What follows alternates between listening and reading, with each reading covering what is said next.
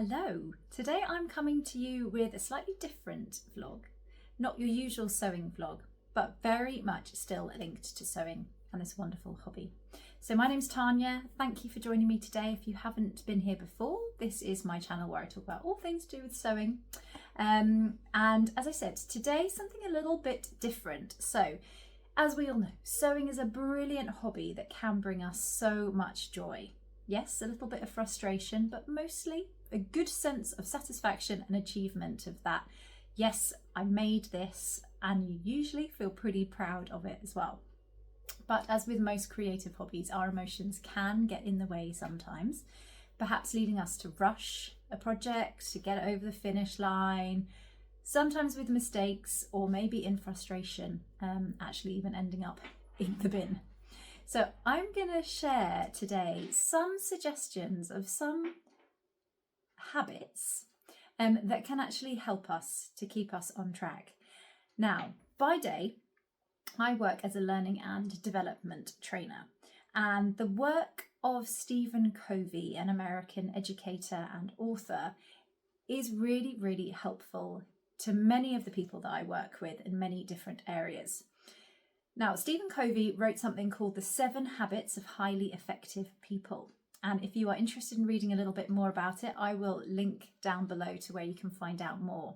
Today, I'm just going to pick out 5 of those habits and how I think they can help us with our sewing, with our hobby, and a little bit of life as well.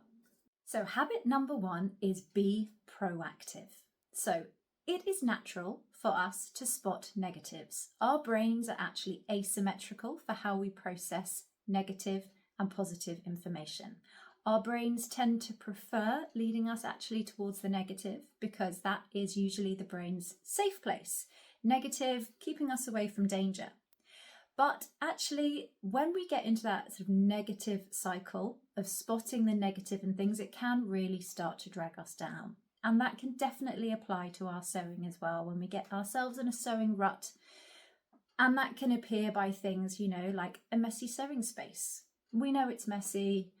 We don't want to deal with it, but because of that mess, it's actually starting to bring us down. It's daunting. We can't find the supplies that we need. We don't want to be in that room. It's not motivating us to sew. So Covey suggests the best thing to do is to take action. When we spot a problem, take action. Now that sounds very simple, doesn't it? Because sometimes we're just not in that mindset to take action. But what he says is break it down. Even if you just spend 1 minute working on that issue, it could be your sewing machine. Right, I know that it's not been stitching as it should be. I'm just going to change the needle. It could take me 30 seconds to do, get it done. Perhaps your workstation's looking a little bit messy. Right, quickly grab the bin, sweep some things away. And you're just making those little changes that help. And once we start to see that progress, our brains start to get that reward sensation and we start to feel a bit more inspired to carry on. So the most important thing, as with everything in life, is getting started. Take that first step. Habit number 2, Covey calls begin with the end in mind. And this is all about setting goals. So I like to break this down by thinking about what it is I want to do and what it is I need to realistically get myself there. For example, you want to make a beautiful shirt that you have seen. It's a big project with lots of new technical skills that you haven't quite yet mastered. So break it down. If it is the button placket that you're worried about, practice doing that little by little. And that is something that I learned from Katrina, who is lifting pins and needles. I watch her vlogs a lot. She is fantastic, amazing tutorials, and really talks you through it. And what I learned from her is do just a little twirl, a little mock-up, a practice version of whatever it is that you want to do. So say for that placket that you might have at the front of like a polo shirt, could be quite tricky. Sleeve placket, test that before you get there. Similar fabric type, have a few test runs of it. That way you won't be making mistakes, you won't start to feel frustrated with yourself. So begin with the end in mind. What is the ultimate goal you want to get to and how are you going to get there? Habit number 3 is put first things first. Now, This habit is looking at prioritization. And along with that often comes procrastination. We put things off, and this can be a personal one for some people. We all have our different ways of working. But if, for example, you are the kind of person that likes to cut out lots of projects, you cut them out, you put them in your project bags, and there they sit. And they sit, and they wait, and they start to nag at you. But you're bored, so you start on another project. What we need to try and do is take one thing at a time. Put first things first. Finish one thing and then move on to the other. Covey says that this is a really helpful way to try and keep our minds clear and clean and focused on what it is we are working on. So treat first things first. Habit number 4, Covey calls think, win, win. And I think in the sewing community, we have got this one sorted. I think we are such a supportive community.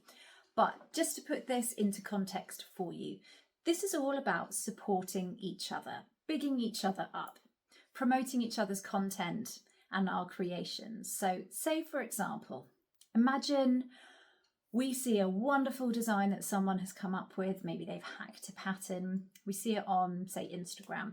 We copy that idea. And when we post it, we don't credit where we found it from. We claim the idea as our own. Or perhaps we write a negative comment about someone's post, or we give someone a thumbs down on their video. We know what we've done. The other person will feel rubbish because of receiving that comment and that negativity. Maybe someone else will spot what we've written as well. And then everyone starts to feel bad. The message here is we don't need to run other people down to build each other up. By crediting others for our inspiration or writing a positive comment, we all win. We all promote each other. We give each other that shout out. And I think the sewing community does that already. On that note, I'm going to list down below in the description box some of my favourite vloggers, some of those smaller channels that perhaps people don't watch as much as I think they should, because they are wonderful channels, wonderful creators, and really talented sewists as well. And you can join in with that as well if you want to drop in the comments some of your favourite vloggers. I think that's a lovely way to promote each other. If you watched my last vlog last week, you will know that YouTube is being a little bit weird at the moment. I think those algorithms are being tweaked with a little bit. So this is a really nice way to support those other vloggers as well that perhaps aren't getting pushed out as much. So drop their channels, tag them in the comments down below. It doesn't even have to just be YouTube. It could be Instagram or any other platforms that you use, perhaps somebody on Facebook as well. So the final habit that I am going to mention, I think is one of the most important ones for me, and it is definitely linked to procrastination. Covey calls it sharpen the saw, but I'm going to call it sharpen the scissors. So say, for example, you have a pair of blunt scissors. You know they're blunt. They don't cut your fabric properly. When you're trying to cut out the fabric, it shifts around because they're not sharp enough, which leads to mistakes in how you cut it out. When you come to sew it up, the notches don't match, the pattern pieces aren't quite as they should be, and you end up with a garment that's not quite what you wanted.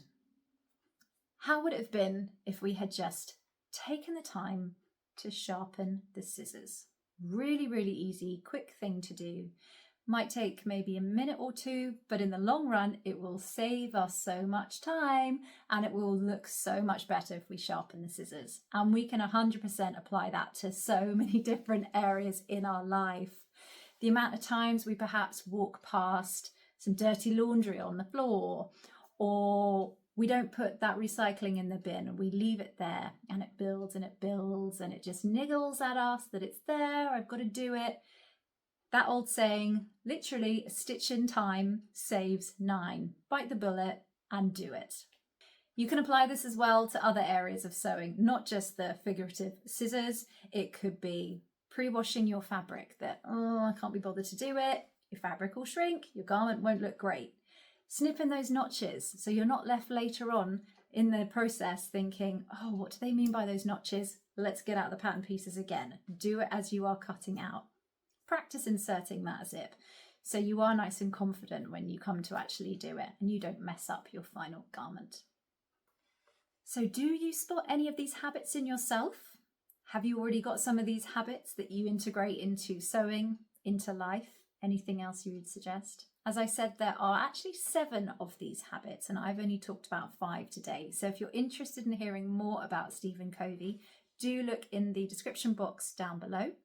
For some further reading, you might also have already heard of James Clear's book, Atomic Habits, which is wonderful for setting goals, and it definitely feeds off Stephen Covey's idea of the 7 habits.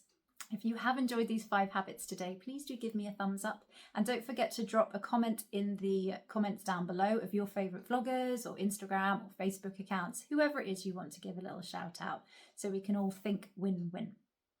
Thanks so much for watching. I hope you found this helpful, and I will see you next time. Bye.